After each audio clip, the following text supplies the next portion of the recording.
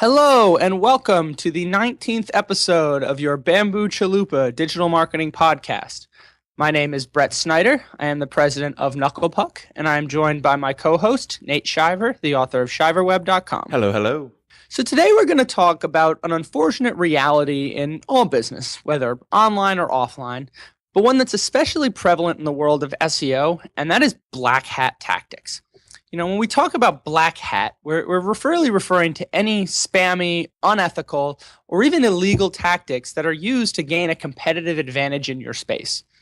In SEO, this typically refers to manipulating Google's algorithm or Bing or Yahoo, but manipulating the search engine algorithm against their quality guidelines so that you can secure enhanced visibility or to artificially improve your ranking in their search engines.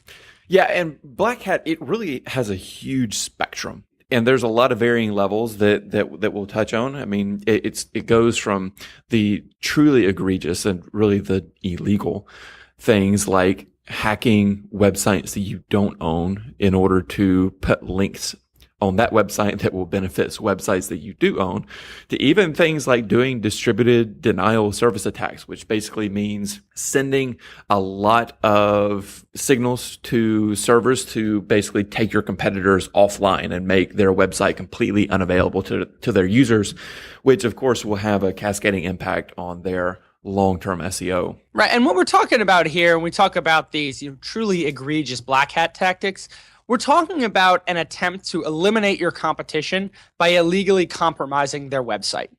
They're going out there and basically taking their site offline. As Nate mentioned, this has an immediate impact, whereas users can't reach the website.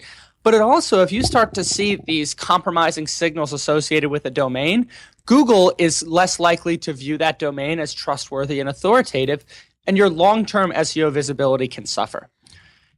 And the real focus of our episode here today is talking about not that black hat is bad. I think that, most marketers with integrity would agree that black hat tactics are not the approach you want to take. But it doesn't mean that there's not lessons that we can learn from people who are willing to go down this road. So even when we look at these truly egregious tactics that we would never under any circumstances recommend that you employ, but as far as lessons that we can learn, these types of tactics demonstrate the lengths to which people are willing to go to gain a competitive advantage. And the more competitive that your space is, the payday loan space is one that's, kind of a go-to example in SEO where people are willing to go to extreme lengths to be able to gain that advantage. But the more competitive your space, the more risk that people are willing to take in order to acquire those top rankings. Yeah, and what's interesting is that a lot of these what we categorize as black hat tactics, they're not necessarily illegal. Even moving farther down the spectrum to tactics that aren't actually illegal, but really just violate Google's guidelines. There's things like negative SEO where people will typically build spammy backlinks to a competitor's website that violate, Google's guidelines for quality backlinks in hopes of penalizing their competitor's site, which will of course move them farther up the search results for their target keywords. And this is a tactic, again, it's something that Google's aware of. Matt Cutts said, and this is a quote, in my experience, there's not a lot of people who talk about negative SEO, but very few people who actually try it and fewer people who actually succeed. And it's the kind of thing where Google updates, they've been designed primarily to devalue spammy backlinks rather than penalize.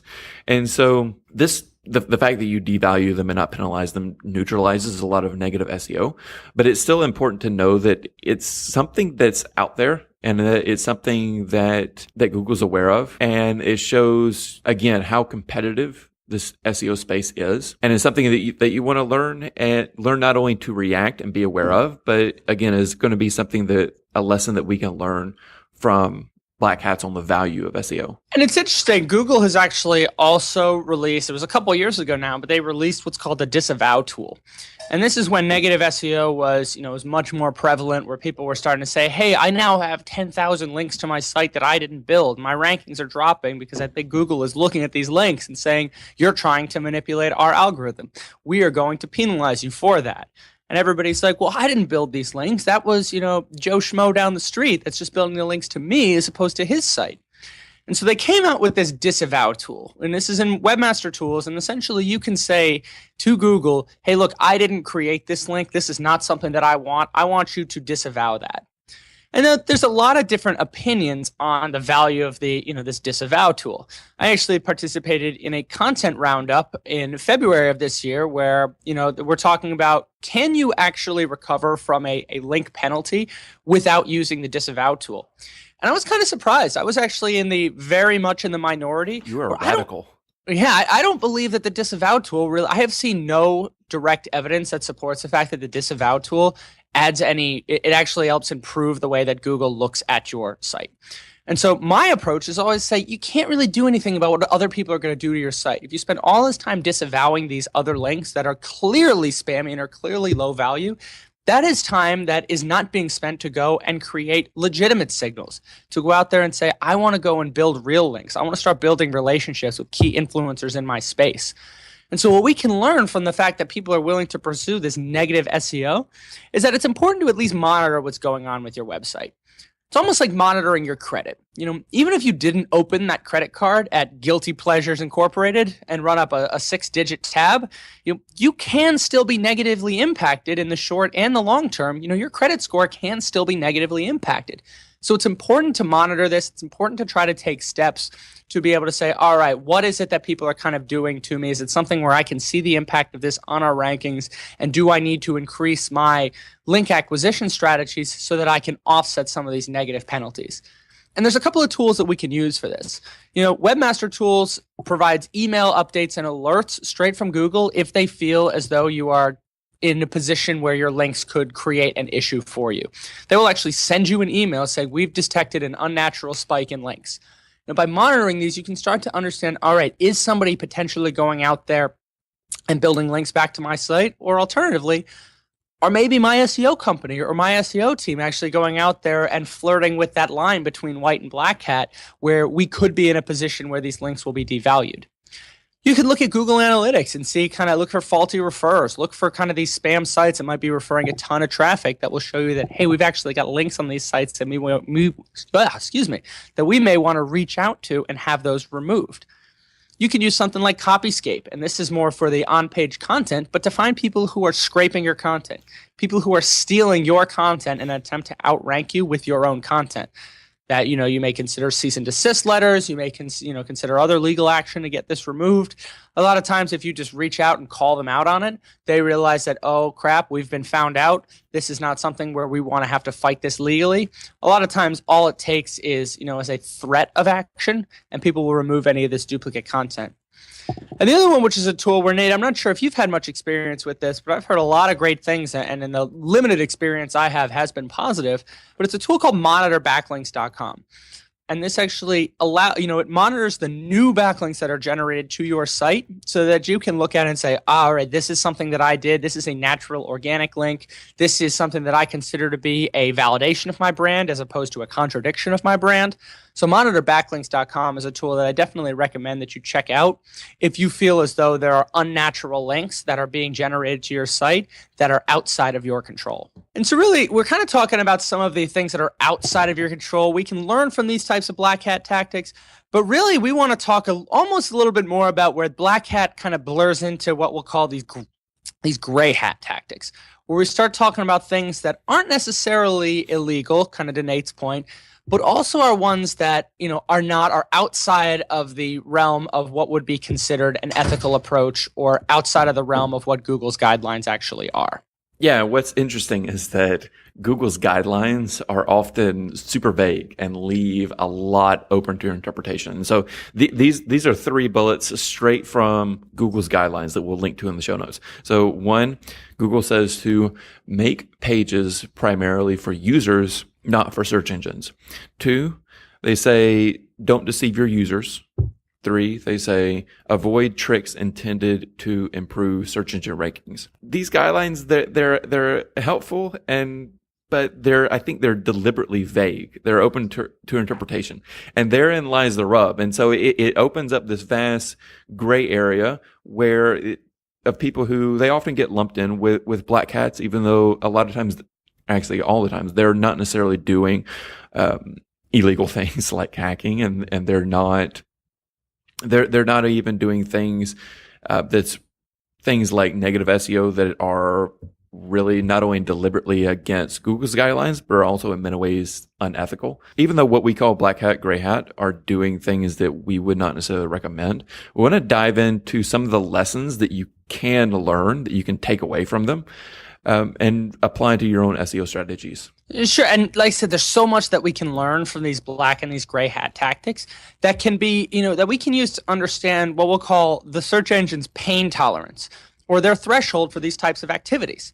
Essentially what we're able to learn here is we're learning from a larger testing ground where some of our competitors, some of our maybe more ethically loose competitors are willing to incur the risk associated with these black hat tactics, but we still have an opportunity to reap some of the rewards by recognizing, okay, in my space, in my vertical, maybe Google has a little bit more of a looser pain threshold in terms of what they're willing to accept as SEO tactics, meaning what types of backlinks are ones that will actually start to devalue, or is it something where these backlinks are actually still contributing to their ability to secure those top rankings?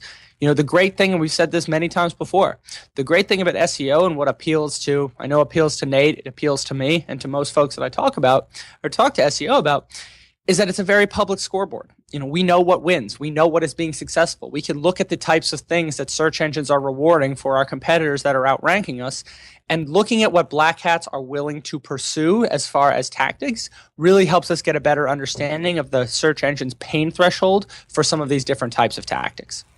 Yeah, and I love how you mentioned pain threshold, because I think that's the first broader principle that we can learn from people who sort of dabble in gray hat tactics. And that's that Google's algorithm is not human. It's not omniscient. It's not a government institution. It's simply the best piece of software that humans have currently come up with for search that can also serve the interests of a profit-making company. And that's such a key component to remember with everything related to SEO, is that Google doesn't care about your business. They don't. Google cares about their business. They care about their users. They make these algorithm changes to be able to close loopholes that black hats are abusing. Now, sometimes they throw the baby out with the bathwater. Sometimes you are collateral damage in their campaign or their crusade against these black hats. And frankly, they want to do right by the businesses that are listed there. But ultimately, they care about the users and the experience that user has, and they don't care about the business. And that's a very important point to remember. And it gets down to the key premise that Google and these other search engines are massively influential. And Nate and I are staunch proponents of the fact that your marketing efforts will go farther if you align with these best practices. As Nate also mentioned, these best practices are almost deliberately vague.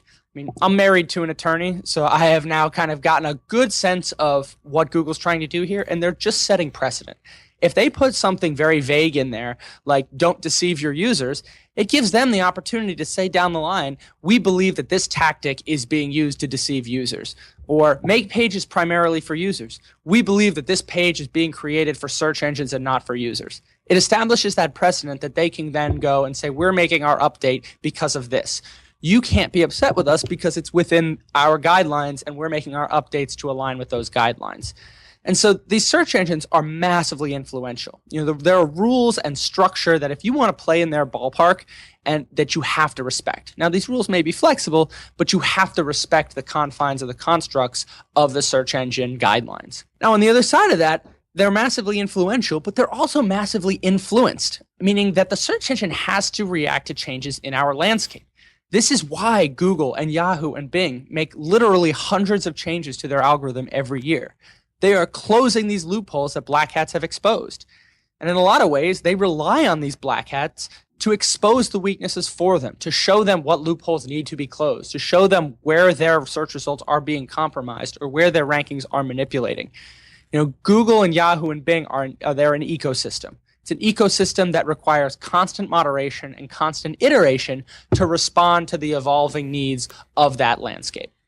Yeah, and so I think the main lesson here is that just because Google says to do something doesn't make it literally the law of the land, or even in your business's best interest. You can't just hand your business off to the Google god, so to speak. And in the same way, there's no one size fits all. Since search engines have a different pain tolerance by industry. I mean, if you're in the industrial space or if you're in the local space, you're going to be dealing with a very, very different set of parameters than you would be if you're in the travel space, which receives a ton of attention from Google, both on the organic side, but then also on the AdWords, the paid side. We want to take the same approach to reverse engineering as we would for all the SEO strategies, but making sure that your business is first. And I think the difference here for doing what we would call white hat versus gray hat or black hat is that instead of seeing an algorithm to outsmart for the sake of outsmarting it, we approach Google's algorithm as simply the third party that we have to work with to talk to the human on the other side. So, if you've ever played the childhood game telephone, where you have to get a message to someone else with someone else in the middle, instead of trying to outsmart and play games with the person in the middle, just for the sake of doing that and trying to trick the other person on the other side in the process, we approach it by acknowledging that third person is there and that third person has their own experience, their own rules, their own ideas. And we try to figure out what that is and work with them to make sure we can communicate effectively with the person on the other side that we actually want to get in contact with. So when you think about it, consider it like filing your taxes. You can file them yourself and you'll be just fine. You can attempt to beat the system, and although you might slip through the cracks for a year, 2 years, 5 years, eventually you will be found out and you will pay the consequences. And these consequences may be severe.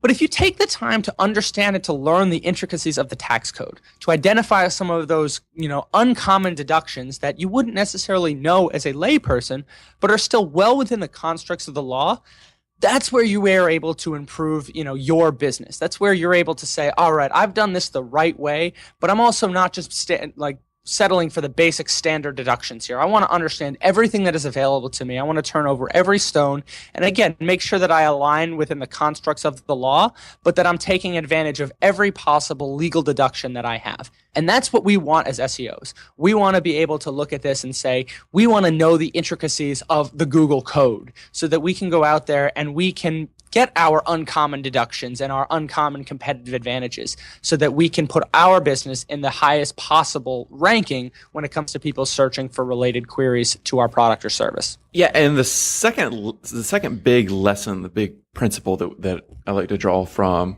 gray hats, black hats, is their relentless focus on doing things at scale. If you ever read about what black hats are doing or come across some of their work, you'll notice that they really talk about in terms of what can they do. And they talk about doing big things, starting up giant private blog networks with thousands and thousands of websites, building. They don't talk about getting a link here, a link there. They talk about getting thousands of links. They talk about developing thousands of pages. And here, I think it's important to remember to just as Brett noted with things that with finding uncommon deductions is to go beyond the best practices that everyone knows about, to implement things that will actually matter. There's significantly more risk in pursuing some of the black hat, gray hat tactics like article spinning or mass link acquisition or just saturating the search results with duplicate or near duplicate content, cloaking, link wheels, everything else that they come up with. But what's interesting is that black hats, they have to focus on scale in the short term because they're not doing anything that's sustainable. They're building something for quick wins right now. And nothing kills a bad idea quite like scale. When we say this, we don't say that nothing kills a black hat strategy like scale, but we're saying when you have to think in terms of the overall strategy beyond just the simple tactics, you understand whether or not this idea is really feasible for you and whether it's something that is worth pursuing as a goal to accomplish your business objectives. So Black Hat will focus on these unethical tactics. And so we don't want you to replicate those tactics, but we can learn from their focus on strategy. And to kind of give you a little soundbite here on how to remember this, strategy is tactics at scale. We don't want to focus on just the tactics, but on the scalable execution of that strategy. We want to think big. And we can think about scale in terms of, how that helps focus your planning. We talk about this idea. Everybody says you should have a blog. It's like, well, that's cool. I can write this post. I can write this post. I can write that post.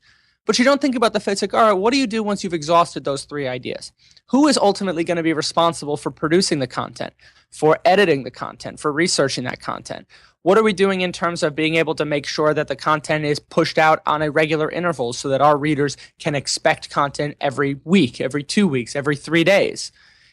What are we doing in terms of, not just saying I have an idea I can write, but this is something that I can use this blogging strategy and say, I know that I can produce an editorial calendar that will typically follow this format because that format resonates most strongly with our users, that we're able to bring in key influencers and create content that appeals not only to the consumer, but to journalists, media publications, other influencers that would be willing to share. Really, how does this content strategy balance the on-page considerations of what is actually published to the website with the off-page considerations in terms of how can we use this to generate links or to enhance our, what we'll call our digital footprint. And so that's going to help us determine the feasibility of this strategy. When you have to think about something that anybody can do something once, most people can do something twice, a lot of people can do something 3 times. Very few people can do something consistently over an extended period of time. And that's when we talk about this focus on strategy and not tactics, where Black Hat tactics are what is getting people, Black Hat tactics are what causes penalties. It's what causes these websites to disappear from the search results and Google just completely, torpedo these sites and remove them entirely. But the strategy, making sure that we can always have a rigorous adherence to this idea of scale, that if something does not scale, then it is more often than not worth pursuing for us, because the time and the effort, the upfront time and effort it takes to be able to get that strategy going needs to be something that we can sustain over the long term if we want to take this more white hat approach to SEO. Being forced to focus on scale, it makes you realize things that are actually going to matter. Google recently actually rolled out a update specifically focused on doorway pages, which was basically a grayish hat way of getting thousands or millions of visitors without actually creating any content. They'll throw up a page with a few keywords on it, but they're posted with the purpose of just funneling people to another page that people are actually wanting in the first place. And so obviously that tactic isn't very respectful of the user, because you want them to go to another place. But the thinking of how do we get visits on the scale of thousands or millions, and how do we give the user what we want, I think is the 2 main takeaways from this. And so if you look at some of the bigger people that are doing SEO at scale right, Pinterest, Houzz, Airbnb, what they've been able to do is break out this idea of how do we get millions of organic visitors? Well, to be able to do that, you have to be able to provide content that speaks to all million users almost individually, or at least according to very, very specific segments based on what they're looking for. And so what that means is ruthless testing and figuring out how to create pages that aren't just sending people over to another website, but are pages that people actually want to find and to actually use, that you can generate on the scale of, again, thousands and millions to be able to get that type of visitor level. And going back to the lean startup, which we reference on, I think, every second or third episode, it seems like.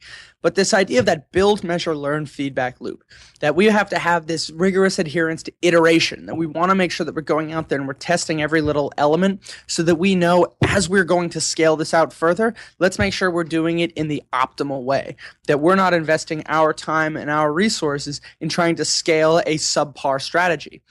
Make sure that you're always testing, you're always iterating, that you have real hypotheses that you are, creating tests around so that you can come down to legitimate legitimate conclusions about how your website is responding or how the search engine is responding to these changes in your strategy. Yeah, the last big principle lesson that I think we could take away from people doing Black Hat, Gray Hat is their ruthless focus on investment.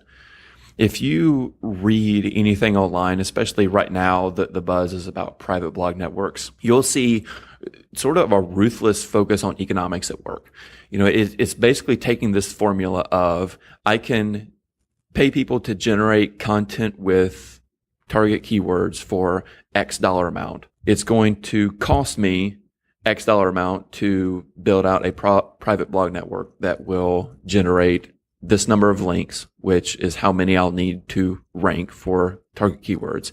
And the expected return for a number one or first page ranking is going to be, Z. It's going to be another dollar amount. And as long as your expected return is greater than the cost that it takes to create the content and build out the links that you need, then it makes sense to just keep pouring resources into more of the spun content and more of the links from the private blog network.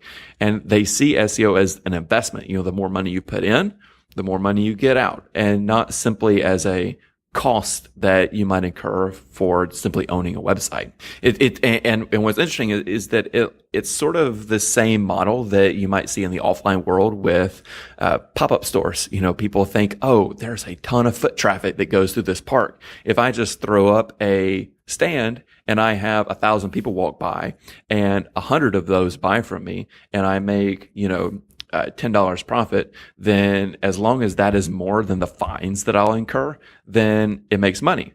You can compare this to, say someone who actually plans out a proper chain of stores and does all the permits and licensing and the process that they have. Even though obviously the part that you end up with, the type of store that you end up with, the process of thinking through what is my investment, what is my return is the key takeaway here. You could also think about it, people who sell knockoff Louis Vuitton bags, or, I know I was in New York and I bought a Lionel Messi Barcelona jersey from a vendor on the street. I would bet dollars to donuts that vendor did not have the appropriate trademark licensing to be able to sell those products. But he understood that, hey, if I can sell some of these, if I'm going to, if they shut down my store, so be it. If I'm able, or the fines that I'm going to get, so be it. If I'm able to create that profit in the short term. And when we think about it, what we can learn from this is this idea of SEO as an investment, not a cost of having a website. It's exactly the same way that white hats should approach SEO. The only difference is that we have slightly different variables in terms of our equation. You'll remember that Nate's equation was, if the content, building the content is an investment of X, generating the links an investment of Y, the expected return is Z. As long as X plus Y is greater than Z, it's worth it for black hats. Now, we have a lot of those same variables from a white hat approach. We have to understand what it's going to cost to invest in quality content for our site. We have to understand what it's going to cost to invest in promotional campaigns or generating links that will support our SEO. But we have a couple of other variables that we have to consider. We do have to consider the time it's going to take to do this the right way. We'll call that T. And we also want to look at, we're not just looking at the expected return on a number one ranking, we're looking at the lifetime value of that number one ranking. And so we'll call that Z sub 1. So if you think about it, whereas the black hat approach is X plus Y greater than Z, cost of content plus cost of links greater than the expected return, or less than rather, the expected return on the rankings, then we do it from a black hat perspective. From a white hat perspective, if we know that the cost of content plus the cost of the link building plus the inherent or intangible cost of the time it's going to take you to be able to do this effectively, as long as the lifetime value, the sustainable value of that visibility is more than the investment of time and resources from content, links, and again, time, as long as the lifetime value and lifetime return is greater than that investment, it makes sense from a white hat perspective. And that's what we can learn with these economics of black hat. They look at it very kind of objectively, very cold-hearted in terms of, I don't care if my site disappears as long as Z is greater than X plus Y. We need to be conscious of the investments that we're making in link building and off-page and in content. But the difference is the velocity at which we're building these signals, which is our time element, and the criteria that we use to qualify and disqualify strategies. It's not just the cost of those strategies. It's the risk value in them. It's how does that impact the lifetime value of our strategies or of our approach, because if we're putting ourselves in a highly risky situation where the site could disappear, maybe, yeah, we would have the investment is greater for just this channel, but now we no longer have a website. And for primarily internet businesses, no website means essentially no business. And so the same principles apply where the SEO is an investment, not a cost, but the way that we determine our return on that investment is much different from a white hat versus a black hat approach. But that understanding of investment and return is something that's extremely important for everybody that wishes to pursue SEO as a marketing channel. Yeah. And so again, the main takeaways here are going to be focus on the fact that Google's fallible, that Google's interests don't always align with your businesses. Focus on scale, do things that matter, that think in terms of getting thousands. What would it take to get millions of visits? And focus on treating SEO as the investment that it is and the cost that it is not. And you can find previous episodes, links to things that we mentioned, and our contact information at bamboochalupa.com. And if you don't want to miss another episode, please go subscribe to the podcast in iTunes or your favorite podcast app. And do leave a comment and rating while you're there. We learn a lot from your feedback, and your ratings help others discover the show. So for Brett Snyder, I'm Nate Shiver. Thank you for listening.